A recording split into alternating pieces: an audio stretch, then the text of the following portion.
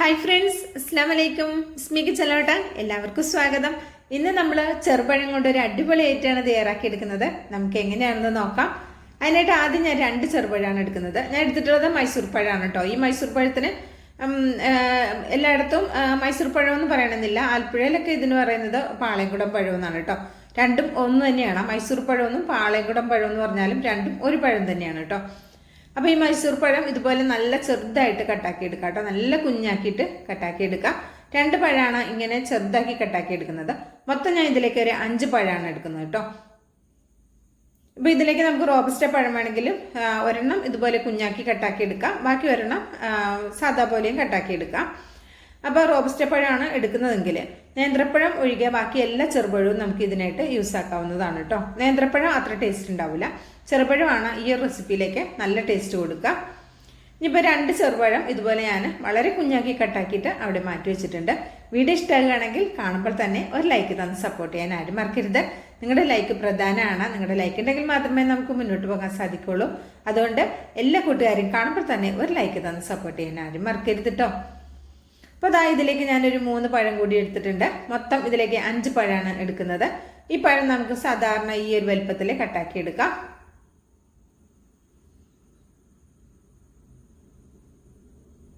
നല്ല പഴുത്ത് ഇങ്ങോട്ട് ഉടഞ്ഞൊരു പഴം ഉണ്ടല്ലോ, അത് ഇതിനായിട്ട് എടുക്കണ്ട. അല്ലാതെ അത്യാവശ്യം നല്ല പഴുത്ത പഴവും ഇതിനായിട്ട് ഉപയോഗിക്കാവുന്നതാണ് കേട്ടോ. അപ്പം 3 പഴവും ഇതുപോലെ കട്ടാക്കി ഇവിടെ എടുത്തിട്ടുണ്ട്. ഇനി ഞാൻ ഇതിലേക്ക് ഒരു മിക്സിയുടെ ജാർ എടുത്തിട്ടുണ്ട്. ഇതിലേക്ക് ഞാൻ കുറച്ച് നട്ട്സാണ് ചേർത്ത് കൊടുക്കുന്നത്. ഇതിലേക്ക് കുറച്ച് ബദാമും കശുവണ്ടിയും കൂടി ഒന്ന് കുതിർത്തെടുത്തിട്ടുണ്ട് കേട്ടോ. നന്നായിട്ടൊന്ന് കുതിർത്തെടുക്കുക. കശുവണ്ടി നന്നായിട്ട് കുതിർന്ന് വന്നിട്ടുണ്ട്. ഇത് നമ്മുടെ കയ്യിലുള്ളതിനനുസരിച്ച് എടുക്കാം. ഞാൻ ബദാം ഒരു 6 മറ്റേ കാഷ്നട്ട് ഒരു 6 അങ്ങനെയാണ് എടുത്തിട്ടുള്ളത്. കുറച്ച് കൂടുതൽ വേണമെങ്കിൽ കൂടുതലും എടുക്കാവുന്നതാണ്. നമ്മൾ കുതിർത്ത് നന്നായിട്ട് കഴുകിയിട്ടാണ് കുതിർത്തെടുത്തത്. അതിൻ്റെ തോലൊക്കെ കളഞ്ഞെടുത്തിട്ടുണ്ടായിരുന്നു ബദാമിൻ്റെ. അപ്പോൾ ആ വെള്ളത്തോടുക്ക് തന്നെ നമുക്ക് ഇതിലേക്ക് ചേർത്ത് കൊടുക്കാം കേട്ടോ. ഇനി ഇതിലേക്ക് ഞാനൊരു 5 ടേബിൾ സ്പൂൺ പഞ്ചസാര ചേർത്ത് കൊടുക്കുന്നുണ്ട്. ഇത് 2 ടേബിൾ സ്പൂണിൻ്റെ അളവുള്ള ഒരു സ്പൂണാണ് കേട്ടോ. അതിന് ഞാൻ 3 പ്രാവശ്യം ചേർത്തതിലും 5 ടേബിൾ സ്പൂൺ പഞ്ചസാരയേ ഉള്ളൂ കേട്ടോ. ഇതിലേക്ക് നമ്മളിവിടെ കട്ടാക്കി വെച്ചിട്ടുള്ള പഴമല്ലേ, വലുതാക്കി കട്ടാക്കി വെച്ചിട്ടുള്ള പഴം അത് ചേർത്ത് കൊടുക്കാം. പിന്നെ ഞാൻ 1 കപ്പ് 250 ml കപ്പിൽ 1 കപ്പ് പാല് ഞാൻ ഇതുപോലെ ഒന്ന് ഐസാക്കി ഒന്ന് കട്ടയാക്കി, ഒരുപാട് കട്ടയായിട്ടില്ല, കുറച്ചൊക്കെ ഒന്ന് കട്ടയാക്കി എടുത്തത് അതുകൂടെ ചേർത്തിട്ട് ഇത് നന്നായിട്ടൊന്ന് അടിച്ചെടുത്തിട്ടുണ്ട്. അപ്പോൾ ഇത് ചിലപ്പോൾ ഇതിൻ്റെ ഉള്ളിൽ വല്ല ബദാമോ പഴമോ ഒക്കെ കണ്ടോ ഇതുപോലെ അടിയാതെ കിടക്കുന്നുണ്ടാവും. എന്നാലും കുഴപ്പമൊന്നുമില്ല കേട്ടോ. അത് നമ്മളിങ്ങനെ കുടിക്കുമ്പോൾ കടിക്കാൻ കിട്ടുന്നത് നല്ല ടേസ്റ്റ് ആയിരിക്കും. പിന്നെ ഇതിലേക്ക് 1 കപ്പ് പാല് കൂടി ചേർത്ത് കൊടുത്തിട്ടുണ്ട്. തണുത്ത പാലാണ് കേട്ടോ ഞാൻ ചേർത്ത് കൊടുത്തിട്ടുള്ളത്. ഞാൻ തിളപ്പിക്കാത്ത പാലാണ് ഇതിനായിട്ട് യൂസ് ആക്കിയിട്ടുള്ളത്. ഇനി ഇതിലേക്ക് നമ്മൾ ചെറുതായിട്ട് കട്ടാക്കി വെച്ചിട്ടുള്ള ആ പഴം കൂടി ചേർത്ത് കൊടുക്കാം. ഇതിലേക്ക് നമ്മളൊരു സ്പെഷ്യൽ ചേരുവ കൂടി ചേർത്ത് കൊടുക്കുന്നുണ്ട്. അത് ഏറ്റവും അവസാനമാണ് കേട്ടോ. ഇനി ഇതിലേക്ക് ഞാൻ ചേർത്ത് കൊടുക്കുന്നത് ചിയാ സീഡാണ്. ചിയാ സീഡ് 1 ടീസ്പൂൺ മാത്രമാണ് ചേർത്ത് കൊടുക്കുന്നത് കേട്ടോ. നിങ്ങൾക്ക് കറുത്ത കസൂസ് ഉണ്ടെങ്കിൽ അത് ചേർത്ത് കൊടുക്കാം കേട്ടോ. എൻ്റെ അടുത്ത് കറുത്ത കസൂസ് കഴിഞ്ഞിക്കണോ, അതുകൊണ്ടാണ് ഞാൻ ചിയാ സീഡ് ചേർത്തത്. ചിയാ സീഡ് ഉണ്ടെങ്കിൽ അത് ചേർത്ത് കൊടുത്താൽ നല്ലതാണ്. ഹെൽത്തിയാണ് ചിയാ സീഡ്. നമുക്കറിയാലോ അതിൻ്റെ ഒരുപാട് ഗുണങ്ങൾ. നമ്മൾ വെറും വയറ്റിൽ ചെറു ചൂടുവെള്ളത്തിൽ എന്താ പറയുക ഇത് കുതിർത്ത് ഒരല്പം തേനുമായിട്ടൊക്കെ കഴിച്ചാൽ വെയിറ്റൊക്കെ കുറയാൻ വളരെ നല്ല ഒരു ഐറ്റമാണ് ഈ ചിയാ സീഡ്.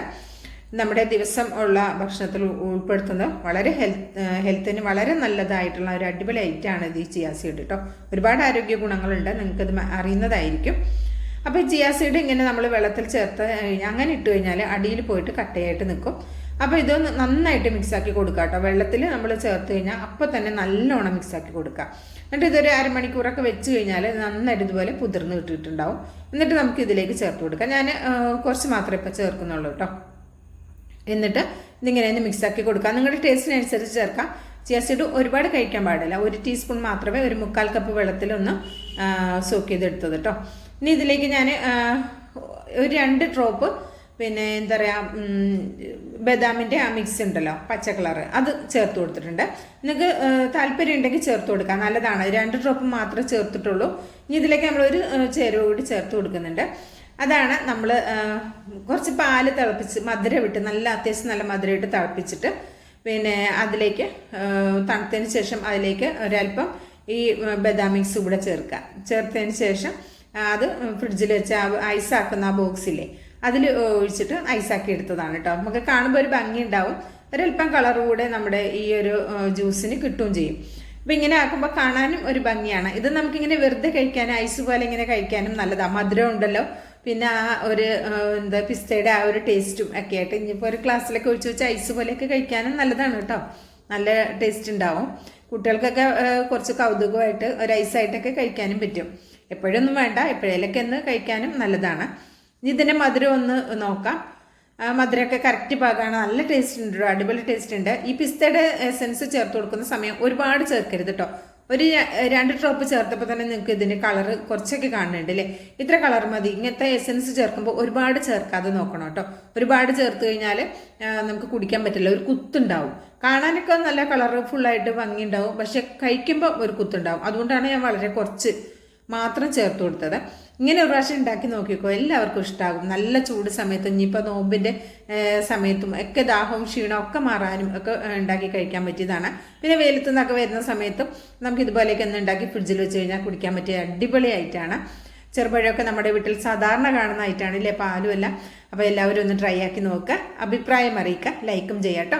ബിസ്മി കിച്ചൺ യൂട്യൂബ് ചാനൽ സബ്സ്ക്രൈബ് ചെയ്ത് കാണുന്ന എൻ്റെ എല്ലാ പ്രിയ കൂട്ടുകാരും ഒന്ന് സബ്സ്ക്രൈബ് ചെയ്ത് അടുത്ത് വരുന്ന ബെല്ലൈക്കൺ ഒന്ന് എനേബിൾ ചെയ്ത് വെച്ചാൽ മാത്രമേ നമ്മളിടുന്ന വീഡിയോസ് നോട്ടിഫിക്കേഷൻ നിങ്ങളിലേക്ക് കറക്റ്റായിട്ട് എത്തുള്ളൂ. അപ്പോൾ ഇൻഷാ അല്ലാഹ് അടുത്ത നല്ലൊരു അടിപൊളി വീഡിയോ ആയിട്ട് എത്തുന്നതായിരിക്കും. എല്ലാ കൂട്ടുകാർക്കും നന്ദി, നമസ്കാരം.